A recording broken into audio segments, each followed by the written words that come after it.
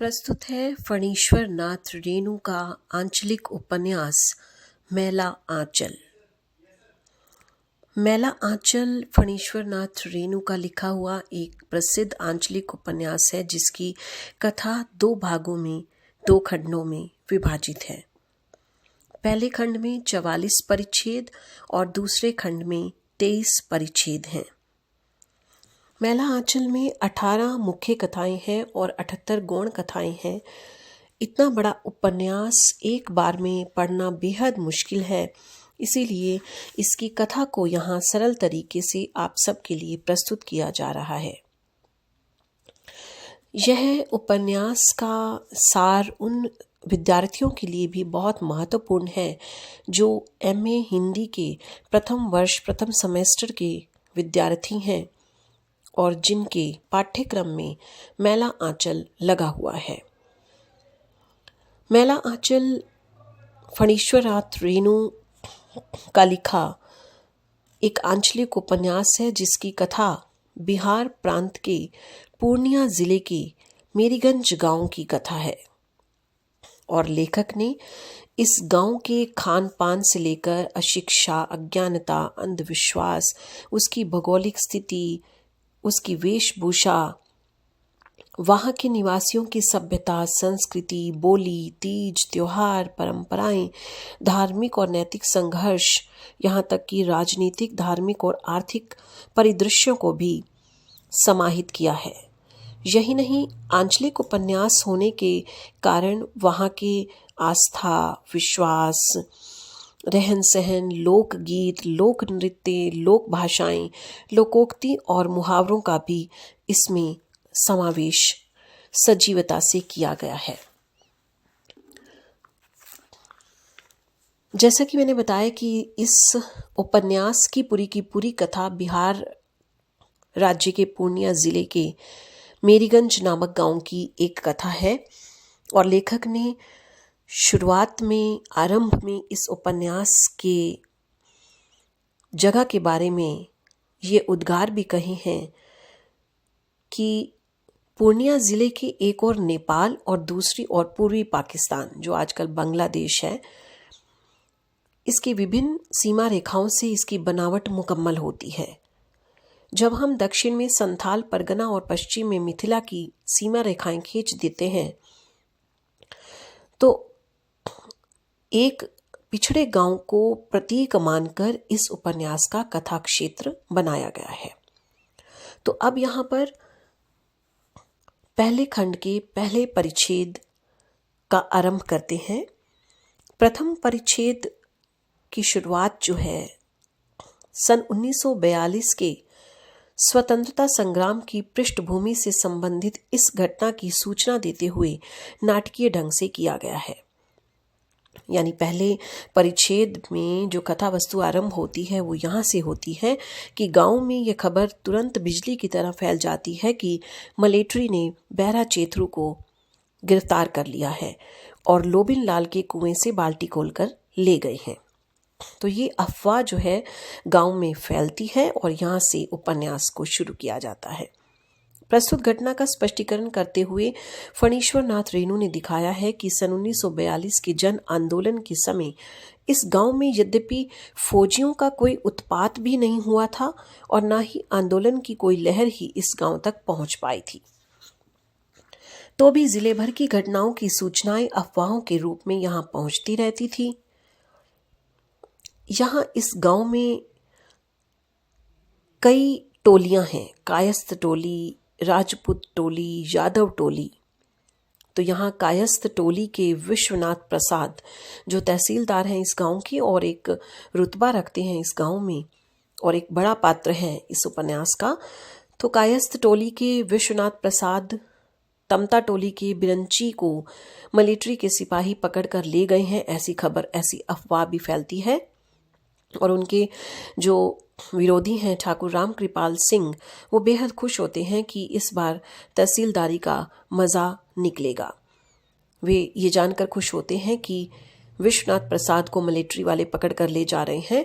तो ठाकुर राम कृपाल सिंह जो है बेहद खुश होते हुए कहते हैं कि ज़रूर इसने जमींदारी का लगान खाया होगा और अब यह बाबू बड़े घर की हवा खाएंगे।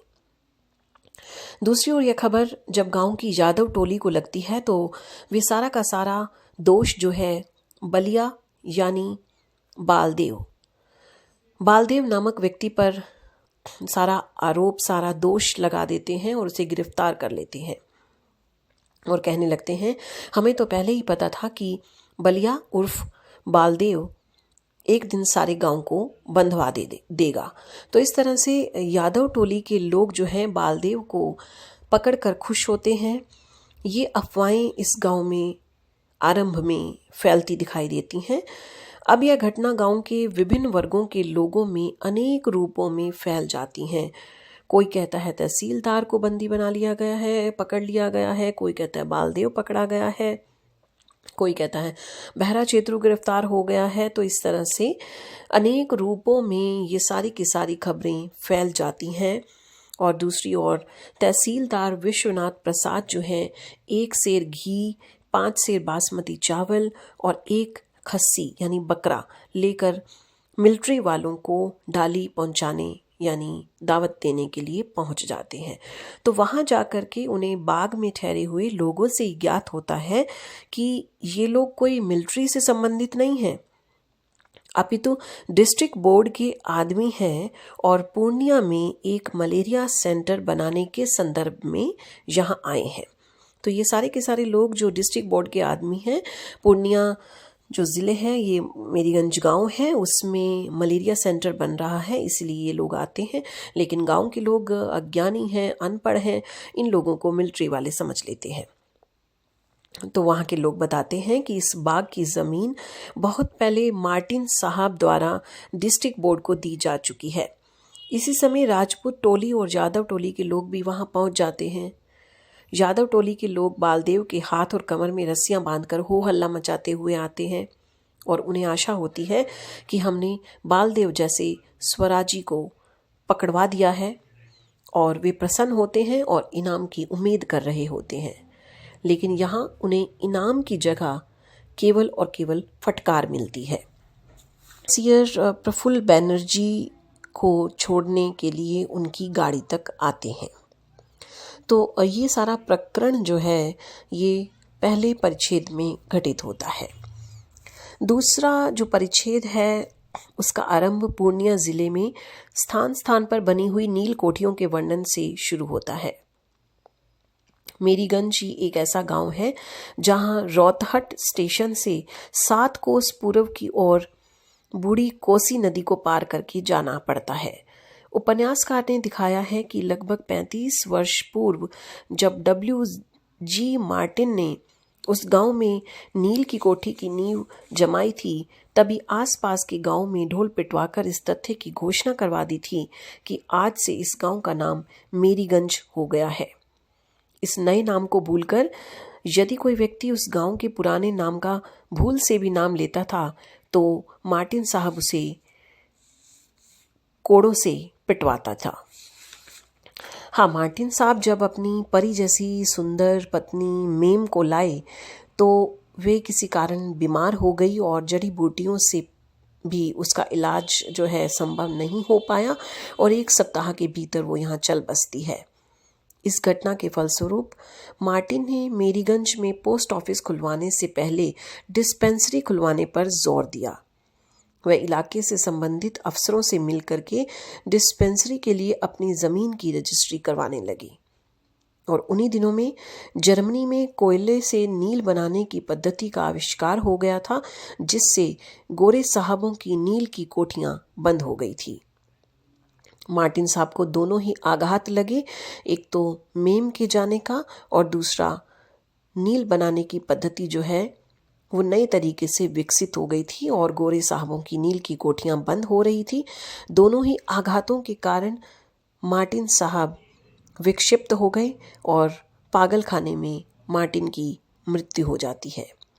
लोग मार्टिन की नील की कोठी को भूतहा कोठी कहने लगते हैं और यहाँ के लोग विश्वास करते हैं कि जो कोई भी मार्टिन के घर की उस कोठी की तरफ जाता है वह जीवित लौट करके नहीं आता है। तो ऐसा अंधविश्वास जो है उस कोठी को लेकर के यहाँ मेरीगंज के लोगों में प्रचलित हो जाता है। मेरीगंज में सभी जातियों के लोग रहते हैं। वहाँ के राजपूत और कायस्थों में मनमुटाव चलता आ रहा है। मेरीगंज में ब्राह्मणों की संख्या कम है। हाँ, ब्राह्मण जो है यहाँ पर तृतीय शक्ति का काम करते हैं। बाद में कुछ दिनों से गांव का यादव दल भी जोर पकड़ने लगता है। यदुवंशी भी हैं। क्षत्रिय द्वारा जनेऊ लेने के बाद गांव के राजपूतों ने उन्हें मान्यता नहीं दी थी। तहसीलदार विश्वनाथ प्रसाद 1000 बीघा की मालिक हैं। उनके पास 1000 बीघा जमीन है। गांव की अन्य बस्तियों के लोग उनके मोहल्ले की और तारीफ करते हुए उनके मोहल्ले को मालिक टोला कहा करते हैं, जबकि राजपूत टोली के लोग उन्हें कैथ टोली कहते हैं। राजपूत टोली के मुखिया राम कृपाल सिंह हैं। उनके परदादा महारानी चंपावती की स्टेट के सिपाही थे, जो काशी जाने से पहले उनके नाम 300 बीघा जमीन कर गई थे। कायस्थ टोला के लोग राजपूत टोली को सिपाहिया टोली कहते थे। यादव टोली के मुखिया का नाम था खिलावन।